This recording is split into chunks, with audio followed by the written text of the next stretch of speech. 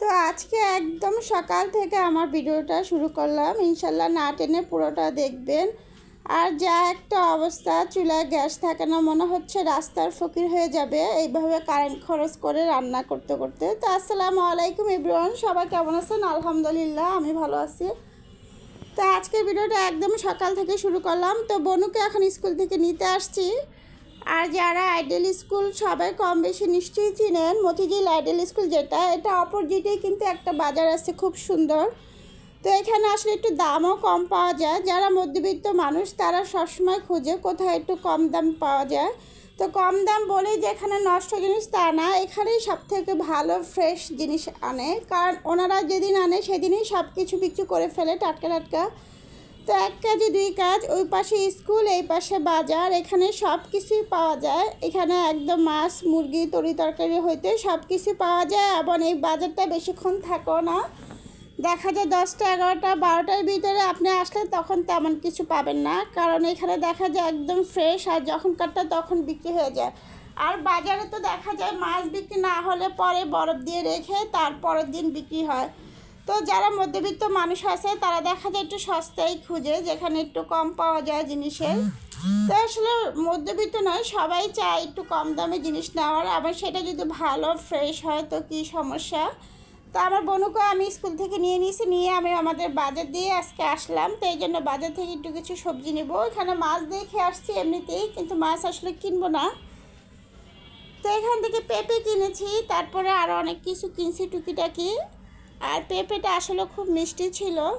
তো বোনকে নিয়ে বাসায় চলে আসছি। আসার পরে চুলায় তো গ্যাস নেই, আর সেই দুঃখের কথা বলে আর কি করব। তো যখন সমস্যা হয় তখন একটানা দুদিন এই অবস্থায় থাকতে হয়। যখন আমরা রাতে ঘুমাই তখন 11টা 12টার সময় গ্যাস আসে, তখন তো না মানুষ না ঘুমিয়ে রান্না করা সম্ভব না। তো এখন এমন একটা বাজে অবস্থা হয়েছে, দেখা যায় জিনিসপত্র সব নষ্ট হয়ে যাচ্ছে। কার ইন্ডাকশন ওভেনে রান্না করলে সেই জিনিস আবার গরম না করলে সবার মতন ভালো থাকে না। তো এই জন্য সহজভাবে যেটা রান্না করা সেটাই রান্না করা। আর যেহেতু অফিসে যাওয়ারও আমাদের লোক আছে, ভাত হইতে দেরি লাগে, খিচুড়ি হইতে তাড়াতাড়ি লাগে। তো এই জন্য আজকে আমরা খিচুড়ি রান্না করে ফেললাম, দুপুরবেলা যেন খাওয়া যায় যারা বাসায় থাকবে। আর এখানে যে আমাদের একদম দেশি মুরগির ডিম নিয়ে আসছিলো, তা আমি ব্যস্ততার কারণে পরিষ্কার করতে পারি নাই, রেখে দিয়েছিলাম। তো এগুলো আজকে ধুয়ে পরিষ্কার করব। আর আজকাল তো দেশি জিনিস খাওয়াই যায় না, মনে হয় যে আমরা মনে হয় বিদেশি মানুষ। দেশের মানুষ দেশের জিনিস খেতে পারে না, এত দাম। আপনি একটা সবজি আনতে যাবেন বলবে এটা কি দেশি, মুরগি আনতে যাবেন সেটাও কি দেশি, মাছ আনতে যাবেন সেটাও দেশি। তাহলে আমার প্রশ্ন, তাহলে আমরা কি বিদেশি? দেশের মানুষ তো দেশের জিনিসই খাবে, কিন্তু দেশের জিনিস দেশের মানুষ খেতে পারে না, কারণ সব চাষ করে। আর মাছও দেখা যায় আজকাল চাষ করে, সব কিছুরই এক অবস্থা। তো কালকের ভিডিওতে নিশ্চয়ই দেখছেন আমি মাংসটা কালকের ছিল, আজকে শুধু খিচুড়িটাই রান্না করছি। আর সকালবেলা রুটির জন্য রুটি বেলে নিচ্ছি। সমস্যা সব দিক দিয়ে। আমার ইন্ডাকশন ওভেনটা বেশিক্ষণ চালালে কেন জানি গরম হয়ে বন্ধ হয়ে যায়। আসলে এত লং টাইম ধরে রান্না করা সম্ভব হয় না এটাতে। এগুলো কারেন্টের জিনিস, হয়তো আপনি আধা ঘন্টা 1 ঘন্টা চালালে তারপরে হয়তো ঠিক আছে। তা আমি কিছুক্ষণ পর পর বন্ধ করে চালাচ্ছি, খুবই কষ্ট হয়ে যাচ্ছে। তো এখানে আমি কিছুটা ডিমও রান্না করে নিলাম, যেন দুপুরে একসাথে খেতে পারি। আর আমার বোনও তো ডিম ছাড়া তার চলেই না, ডিম তার খুবই পছন্দ। কারেন্ট না থাকার কারণে আমার অনেক জিনিস ফেলে দিতে হচ্ছে। কালকেও এতগুলো লায়ের সিল্কা কেটে রেখেছিলাম ভাজি করব, পরে সন্ধ্যার সময় দেখি নষ্ট হয়েছে, ফেলে দিছি। তরকারি থাকলে গরম করা যাচ্ছে না, নষ্ট হলে ফেলে দেওয়া লাগে।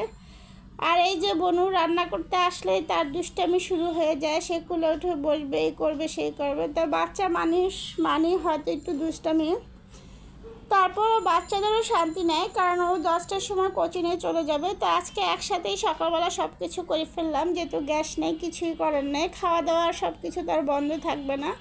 তো উনিও কোচিংয়ের জন্য রেডি হয়ে গেছে, কারণ ওর কোচিং আমাদের বাসার কাছে, সমস্যা নেই, একাই চলে যেতে পারবে। আর এই যে আমি ডিমগুলো ধুয়ে রাখছি, এটা ফ্রিজে রেখে দেব। আর দেশি মুরগির ডিম ওর জন্য আনা হয়েছে, ওকে মাঝে মাঝে সিদ্ধ, আসলে সিদ্ধ খায় না, রান্নাটাই বেশি পছন্দ করে।